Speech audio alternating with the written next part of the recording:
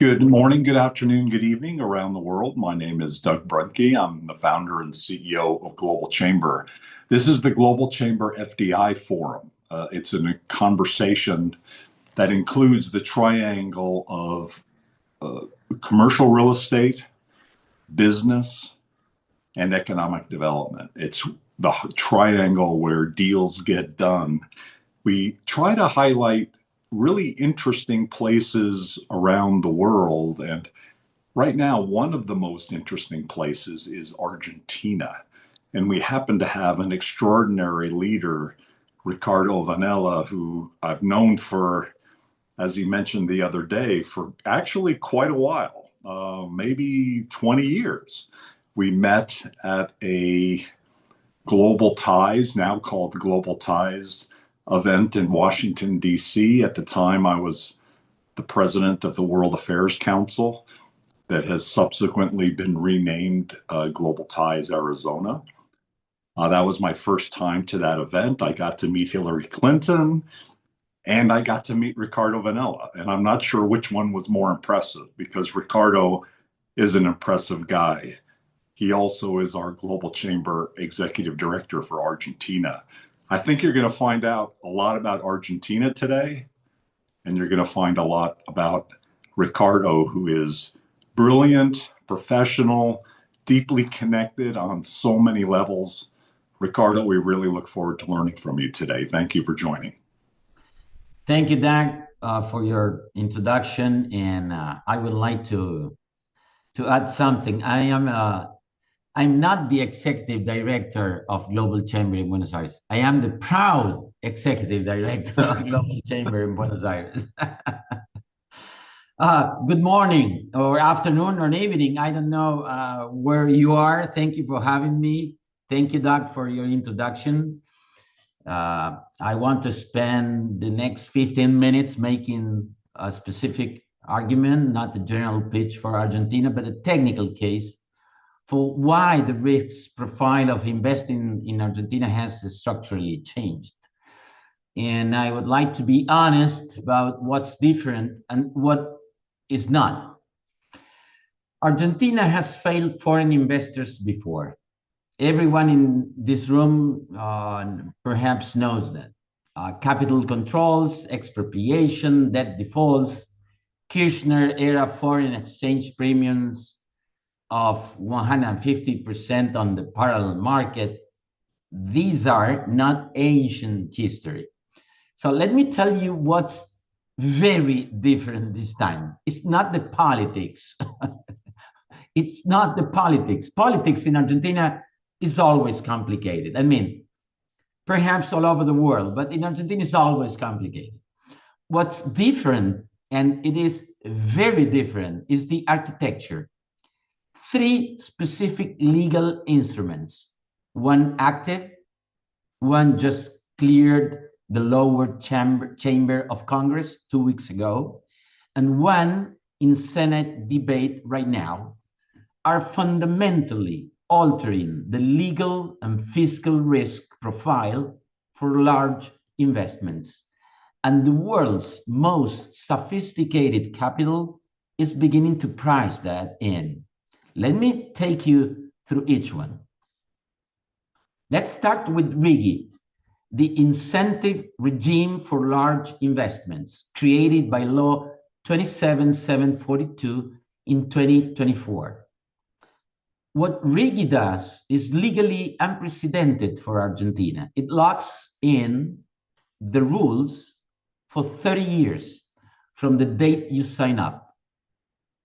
Tax rate, customs treatment, foreign exchange terms, frozen by statute.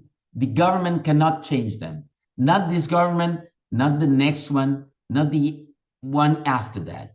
And critically, dispute resolution is through international arbitration. The International Center for Settlement of Investment Disputes, the ICC, the International Chamber of Commerce, or the PCA, Permanent Court of Arbitration, not Argentine courts, international tribunals. The key terms: minimum investment, $200 million, in qualifying sectors: energy, mining, infrastructure, technology, tourism, oil, and gas. Corporate income tax, 25% versus the standard 35%. Dividend withholding tax, 3.5% versus 7%. Full import duty exemption on capital goods from day one. Export duty exemptions starting in year 3. Foreign exchange liberalization, 20% unrestricted after year 2, 40% after year 3, 100% after year 4. How is it performing? As of today, $81 billion in projects have been announced under RIGI. 15 projects are approved. The energy transition pipeline along copper, lithium, LNG, the liquefied natural gas, solar, wind, represents around 13 billion in approved projects and 15 billion under review. McEwen Copper committed 2.7 billion US dollars for the Los Azules copper mine, the largest mining investment in Argentine history. But here is the geopolitical accelerant that most analysts are missing.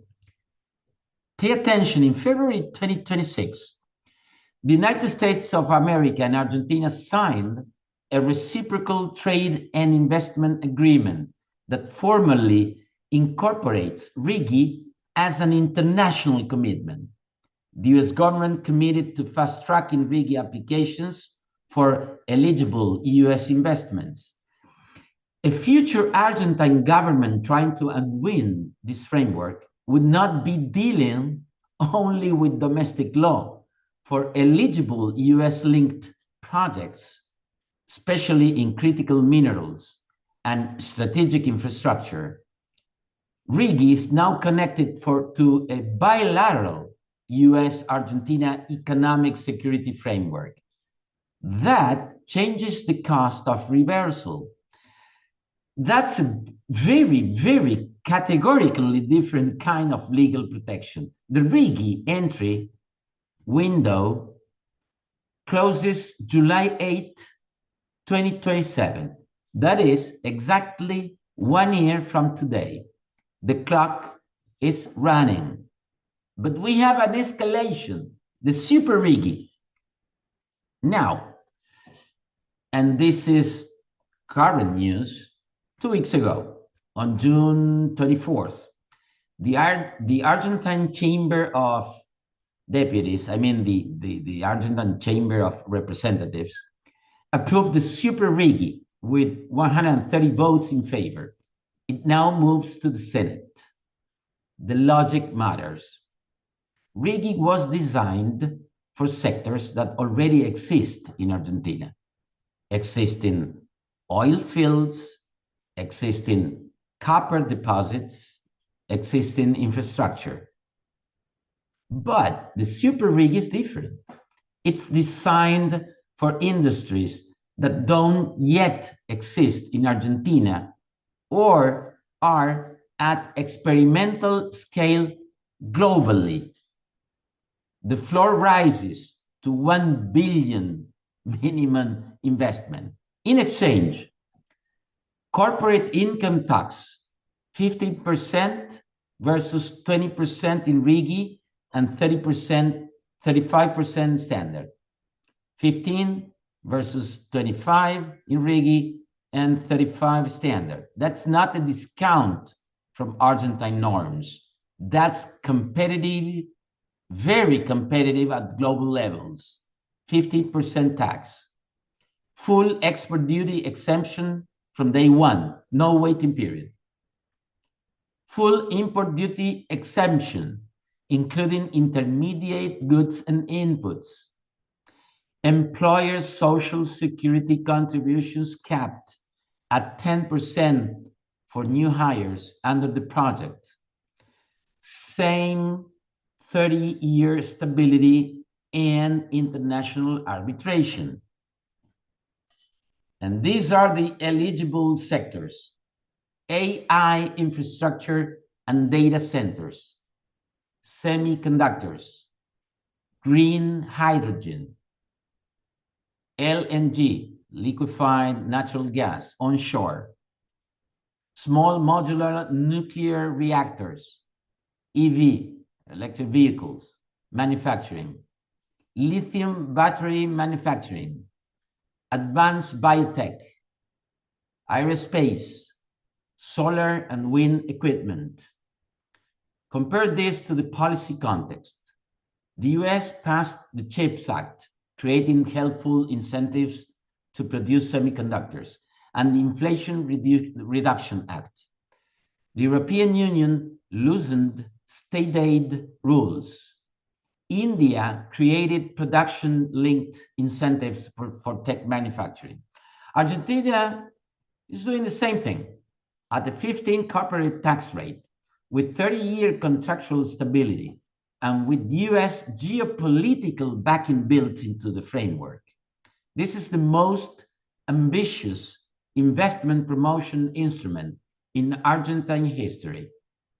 Still needs Senate approval. I want to be precise about that, but the direction is unambiguous. A third piece of legislation in Senate debate right now signals where this entire project is heading: AI companies law. In late May, the Milei government sent to Congress a complete overhaul of Argentina's general companies law, unchanged since 1972. The headline innovation is the creation of two new corporate forms. The first is the automatized company, a legal recognized AI operated company, full legal personhood, limited liability, capable of operating through algorithms and AI agents without human employees in its ordinary operations. The second is the DAO, Decentralized Autonomous Organization, with legal recognition and blockchain-based governance. The proposal does not eliminate legal responsibility. It attempts to recognize automated corporate operations under a formal legal structure, including human oversight. That is precisely why it matters. Argentina is trying to legislate for the next corporate form before most jurisdictions have even named it. The government's stated model is Ireland. In the 1980s, Ireland used its legal and tax framework to capture the IP, the intellectual property, and corporate structures of the world's largest tech companies, Apple, Google, Microsoft. The Argentine government said it plainly: if in 10 years AI agents produce 90% of global GDP, we want them to do it in Argentina. Whether you find this convincing or even audacious, the strategic logic is coherent. What Argentina is building is a stack, and I use that term deliberately. In technology, stack is a set of integrated layers where each one reinforces the others.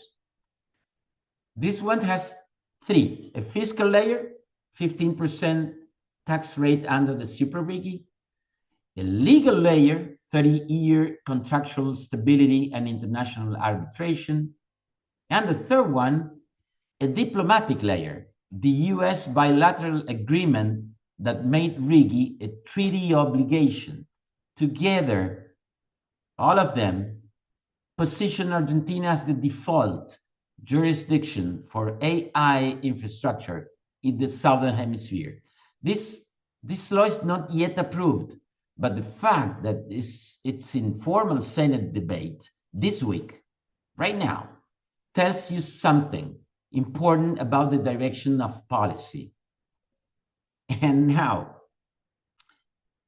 I want to give you a signal rather than stats. About 6 weeks ago, you perhaps read it in the New York Times that reported, but in Argentina, we knew, all of us knew that. But the New York Times reported that Peter Thiel, co-founder of PayPal, chairman of Palantir, the most consistently contrarian major investor in Silicon Valley, purchased a 12 million home in Buenos Aires, enrolled his children in local schools, and held a private meeting with President Milei at the presidential office, the Casa Rosada, the Pink House. Here is the Pink House instead of the White House. Let me be precise about what this is and is not. Thiel's net worth is estimated at over 20 billion. 12 million is a rounding error. And the New York Times characterized the move as temporary. So this is not Peter Thiel betting his fortune in Argentina. What this is, and why it matters, is a signal of optionality. Thiel has a documented history of acquiring residency and legal footing in jurisdictions before they become consensus destinations. New Zealand in 2011, Malta, now Buenos Aires. He doesn't make these moves randomly. His portfolio manager and a founders fund partner accompanied him to the Milei meeting, with the president meeting. Palantir, which generated 687 million in US government revenue just in the first quarter of 2026 alone, has been in discussions about data infrastructure contracts with the Argentine government. President Milei described the meeting as wonderful. He said that they both viewed taxes as theft. Thiel expressed interest in Argentina's agribusiness sector.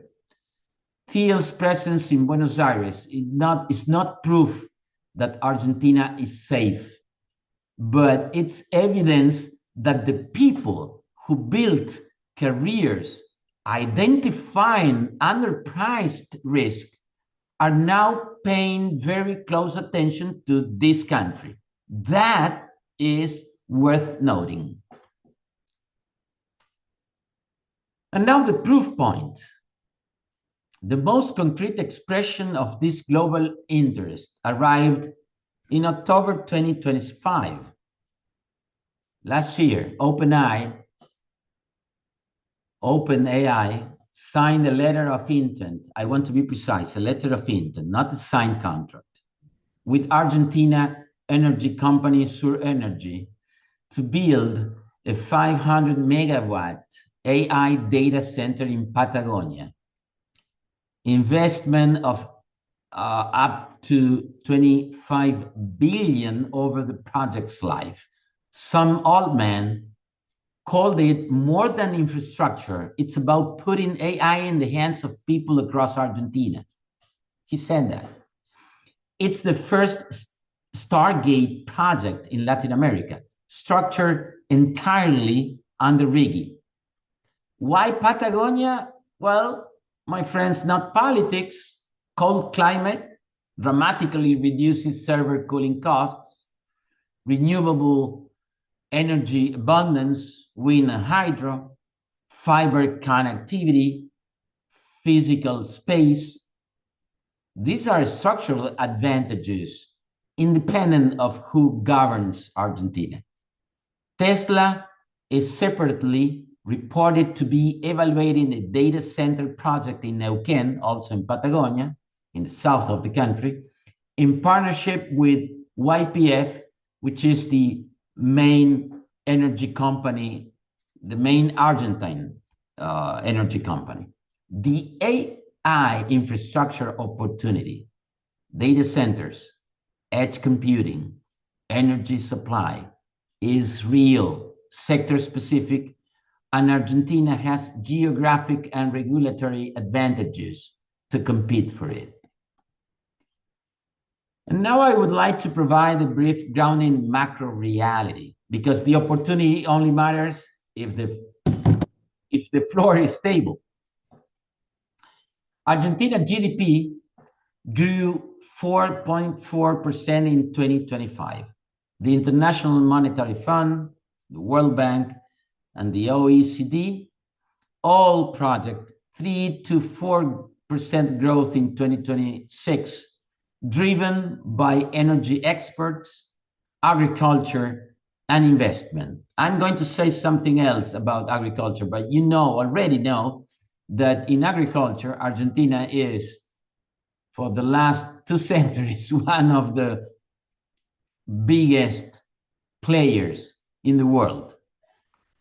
The World Bank approved a country partnership framework in June 2026, covering through 2033. Inflation collapsed from 211% annual at peak to 33 annual as of May 2026, with monthly inflation at 2.1%, the lowest reading in a year. The government posted a fiscal surplus for the first time since 2006 and maintained it through 2025. Poverty fell to 28.2% in late 2025, the lowest level since 2018. Vaca Muerta oil production exceeds 840,000 barrels per day. Argentina is net energy exporter for the first time in decades. The honest picture, country risk is around 405 basis points. The local currency peso is managed, not free floating. External debt repayments in 2026 total around 20 billion. The bond market prices a real reversal premium for bonds maturing after Milei's term. These risks are genuine and sophisticated investors price them. The floor is categorically different from 2023. The ceiling depends on things still playing out. But there is one final and very special layer of context I want to share with you. Argentina under Milei has made an explicit geopolitical choice, clearly, publicly, alignment with the United States of America, an active OECD accession path, and a declared commitment to open rules-based markets. The US-Argentina trade agreement on February 2026 is the most tangible expression of that choice. For investors and companies operating within the US framework, particularly those with exposure to critical minerals like lithium, copper, uranium, energy security, or digital infrastructure, Argentina's positioning means something very practical. US institutional support, fast-track regulatory access through the RIGI, and a bilateral protection layer that the future government cannot easily unwind. This is not an ideological observation. It's a structural one.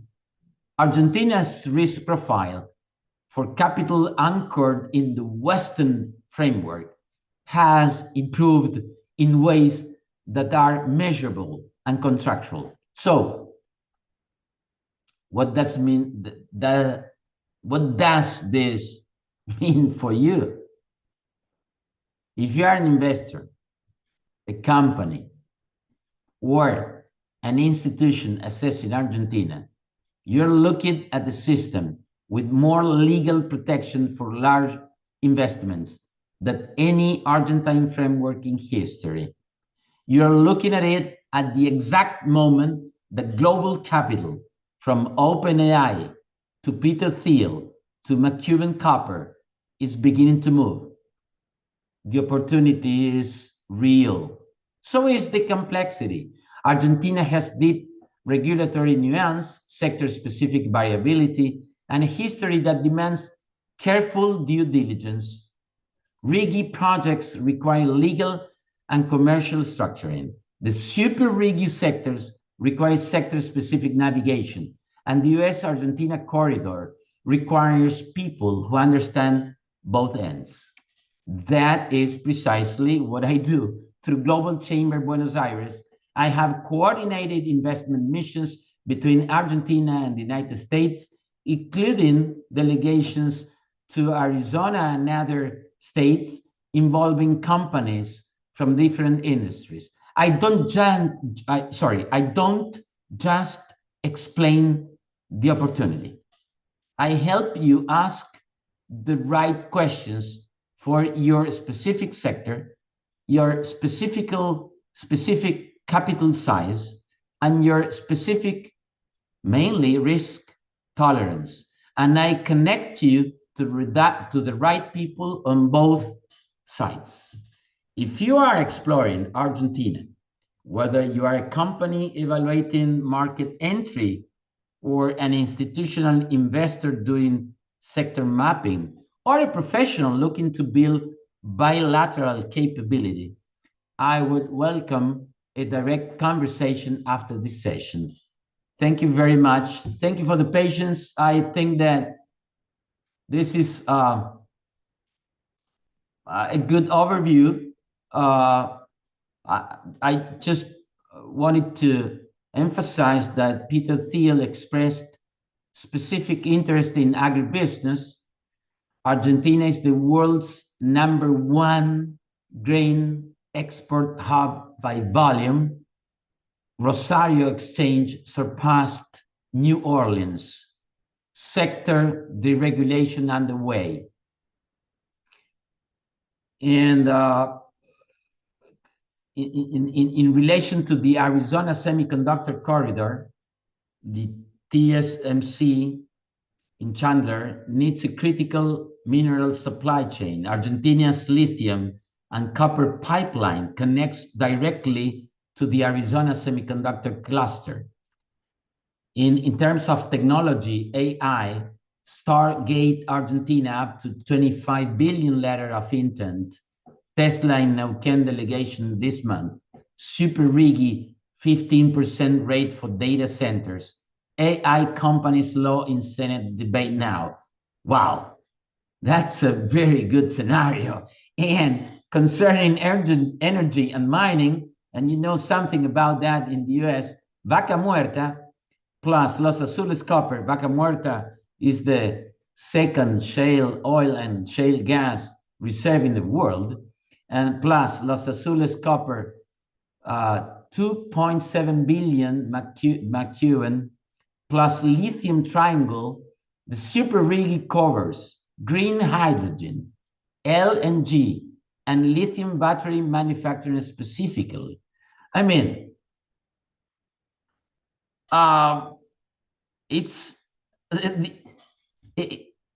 Argentina could become paradise for these investments. If you are wondering about risks, country risk, it is right now, today, at 405 basis points, and that implies a real probability of policy reversal. Second, the peso remains managed, not fully free-floating. Then, 20 billion in external debt repayments due in 2026. And the Ministry of Economy yesterday showing the funds. So Argentina has already the funds to pay the external debt in 2026 until 2027. So no risks from I mean, theoretically there are no risks on that side. RIGI and Super RIGI are new. Track record is limited. 15 projects approved. Presidential term ends 2027. Electoral calendar matters. But these are real. They are also priced in. What's changed is that for the very first time, Argentina has contractual mechanisms, treaty-backed, and treaty-baked also, international arbitrated, that give sophisticated investors a legal floor, very clear legal floor that didn't exist before. So, thank you very much, Doug. Thank you very much, everybody.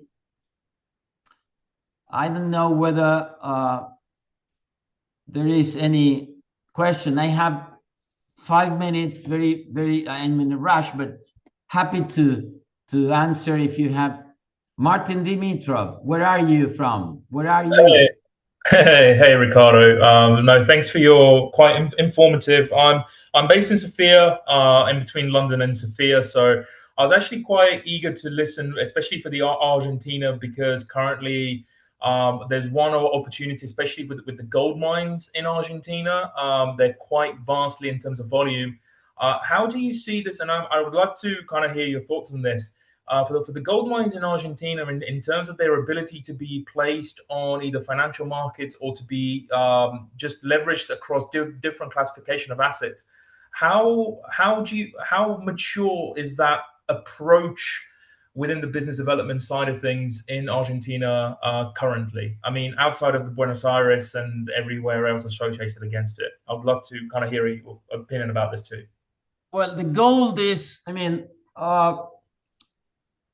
there are two lines of effort concerning the gold. One is the mining sector, which is, I mean, just consider that somebody who is investing in, heavily in gold, one of the biggest investors in the world, I'm not going to mention him, but he's perhaps he's the first land owner in Argentina. He has perhaps more than 1 million hectares in Argentina. Bear in mind that Argentine soil is one of the most fertile in the world, with the US and with Ukraine. So you have big investors digging gold, and that is under RIGI as well, under the RIGI system. Okay?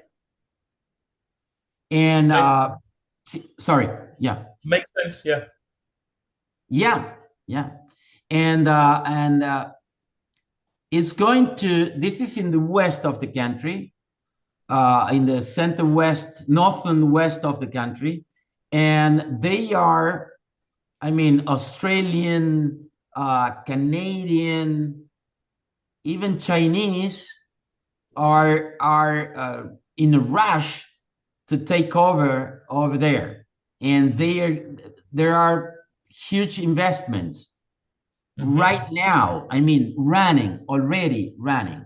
So gold is something that is important, but in my humble opinion, copper is going to be bigger because Yes. of AI, because of electronic stuff, because, I mean, but gold, yeah, of course. I mean, gold plays a vital role, and it follows under, it falls under Rigi system and super Rigi eventually, but Rigi system. Yeah.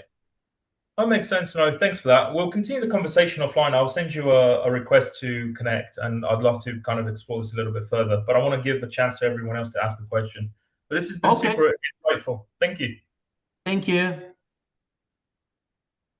Thank you, Ricardo. What fundamentally changed in Argentina? Why a few years ago were things more cloudy and more difficult and less of a positive investment community, and now things are so much better? Well, I think that honestly, momentum.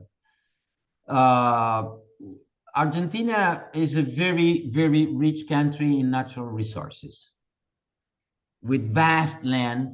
I mean, you have huge land, huge spaces. Consider that Argentina has 45 million inhabitants, and they are all almost more than half concentrated in Buenos Aires and in a few cities. The rest, you have whales, penguins, I mean, ships, and especially we have more cows than inhabitants, more than the double. They triple, perhaps almost 80 million cows against 40, 45 million inhabitants. So you have lands, plenty of land. And as I said, I defined many times Argentina as a wasted country in the past. We were talking about gold. Before Argentina became a country, in the period of the colony, of the Spanish colony, they already had a small gold mining activity. But then stopped. That stopped. So it was a wasted country. Like Argentines didn't take advantage of all the country were offering to them. The country was offering to them, sorry. And suddenly, after many, many, many, many years of failure, I think people became, I mean, they were fed up. They got tired about this misconception of business, misconception of capitalism. Even if we had some periods, lately we had a very long period of unproductive thought, unproductive approach, unproductive thinking. And suddenly an outsider, who is Mr. Milei, I had the opportunity to introduce him before he was a candidate, before he was running for president. I introduced him in an event to the American Club of Buenos Aires. And I met a very intelligent guy, a guy who loved to study, an economist, a pure economist. I mean, the guy was soccer player, many things, but his soul is, in his soul, he is an economist, and he understands capitalism. And you can criticize capitalism, and you can criticize everything. I mean, you can do everything. whatever you want. But capitalism is the only system until this time in modernity that provides prosperity to people. With all the defects we know, with all the with all the problems we know, but it is the best we have in these days, in this planet at least. So Millet understood that, and he proposed that to the people, and the people heard, listened to him, and people are supporting him with a big, huge effort to do this. And I think the main difference is the alliance, the very close alliance to the US. That changed everything. Because when I define the US as the president of the club, you know, the world is a big club, and the world has the club has a president, and that's the United States of America. Whether you like it or not, it is that way at my eyes, at my sight. And Argentina had the intelligence enough to get in a very strong alliance with the US. And that became a law, not just a treaty, an international treaty. Because of constitutional reasons, the Argentine constitution put international treaties as national law at the same level. So it's a law. So that's very important. We have that international treaty who ties Argentina to the US and the US to Argentina, and that changes everything. Everything. Besides the political support, you have a law between the countries, and that changes everything. And by the way, when you have that platform, that's why I mentioned some layers. You have multiple layers, and that's why I mentioned a stack. You have key people coming to Argentina, key investors coming to Argentina and putting interest, money, and projects here. And that's a support evidence that something is going on. I think that when powers as countries, powers as people decide already that a country is worthwhile, the country is going to be worthwhile on the basis of laws, on the basis of legal infrastructure. And that's why the Congress is working. They are working as never they worked that much. They are working as crazy guys in the Congress to pass laws.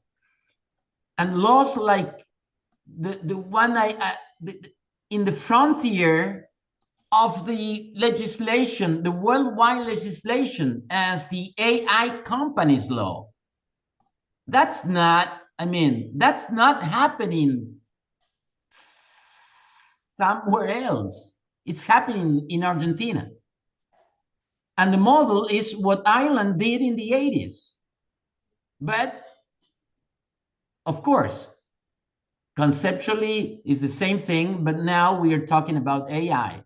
AI companies run by AI. That's incredible. That's not happening elsewhere. That's happening here. Of course, they are shaping the law. They are in the process to shape the law. But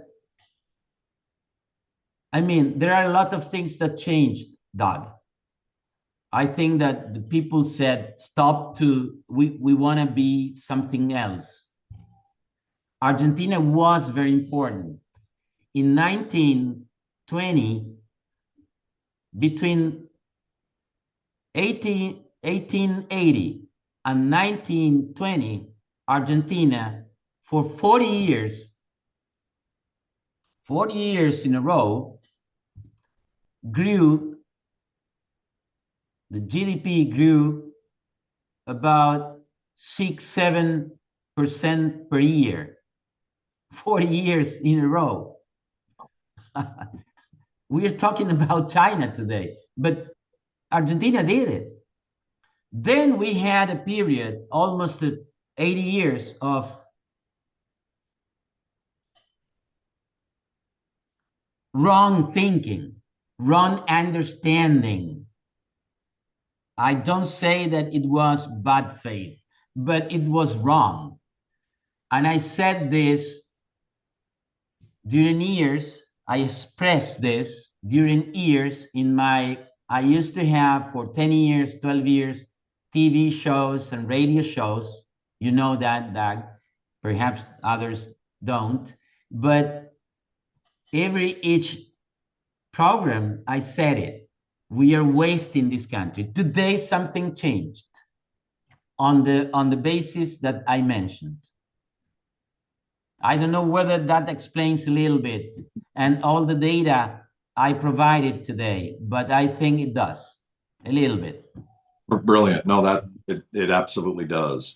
Maybe in conclusion, if you don't mind, just two follow-ups. One is, how easy is it for foreigners to come and live and to invest in Argentina? Number one, and then any other comments you'd like to make in conclusion. What would you like to emphasize based on your conversation today?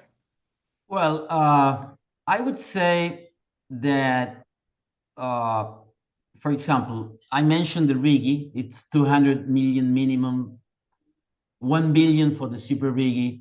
And you can think that's not us, that's not me. What's the opportunity for smaller players? I would propose two angles. First, every large RIGI project creates a supply chain, legal services, logistics, engineering, local procurement, professional services in general. The 2.7 billion Los Azules copper mine doesn't operate in a vacuum. Those contracts already exist and they don't require RIGI minimums. Second, the general investment environment has improved substantially, even outside RIGI. Tax reform, deregulation, reactivating consumer demand. It is not only at 200 million level. Happy to map that in more detail based on your sector later, I mean, personally. Depends on where you are in the process of, if you are at the exploration stage, trying to understand whether Argentina is right for your sector, for your activity and your capital size, I do structured briefings in sectors and sector mapping. If you are farther along, looking at RIGI eligibility or potential counterparts, government contracts, I coordinate that and my network on both sides of the corridor. I mean, a global chamber and my network on both sides. The US Argentina work I mentioned is a good example, or the Arizona Argentina work I mentioned is a good example. I've run delegations that connected companies in different sectors. And Doug, you know it. I mean, you are a witness. You are working with me in that, so you can clearly explain about what even we are going to do in October. In September, end of September. Of course, I do the equivalent in reverse for Argentina entry, and hopefully we are going to do that with Arizona in the first part of 2027. Best is a direct conversation, of course. Reach out after the session. You have my coordinates through Doug if you want to reach out. And I mean, it's very easy.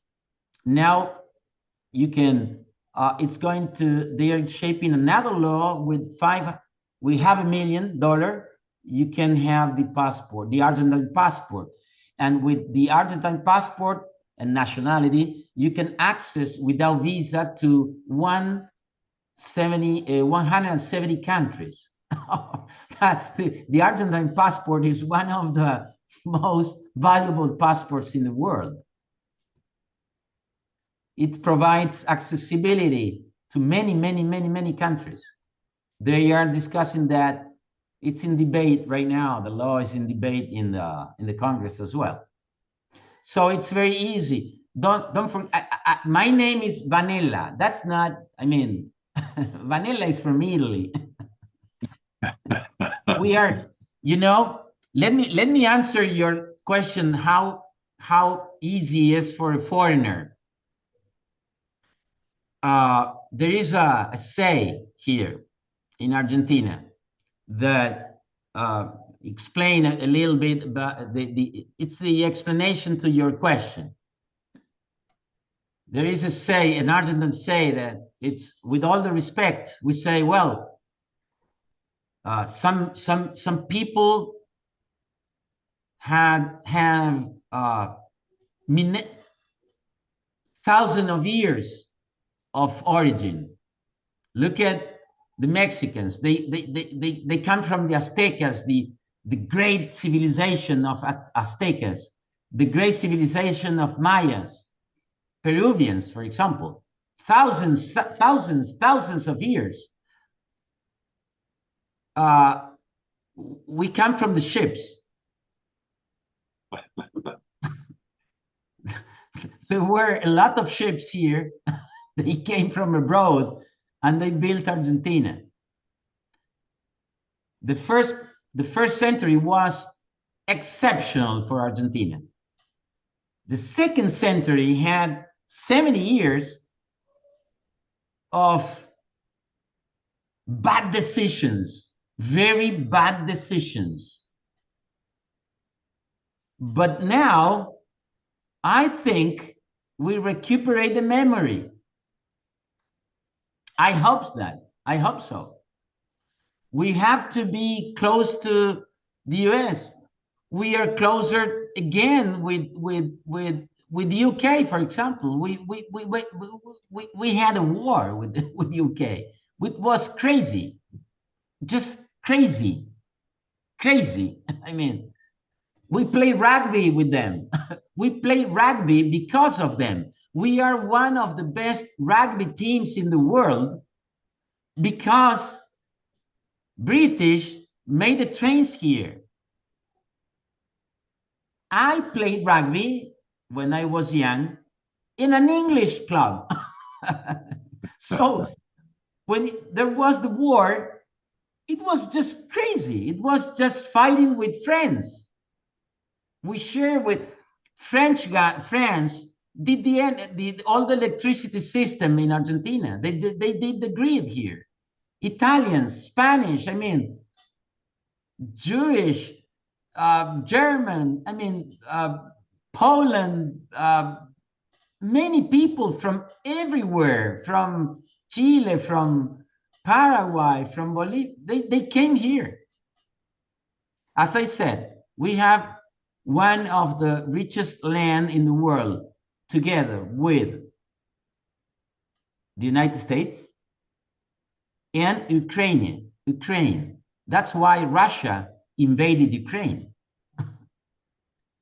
They took the best land, the richest land. And we have that. We call that the Pampa, the humid Pampa.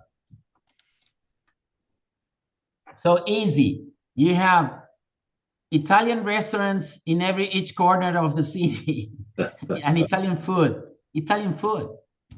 You have, I mean, just come and visit. Doug, you you are coming next year here. I'm looking forward to it. Absolutely. I'm looking forward to first, the visit by you and Sergio Ladio and the delegation to Arizona. It's September 28th through October 2nd. So we've almost finalized that schedule.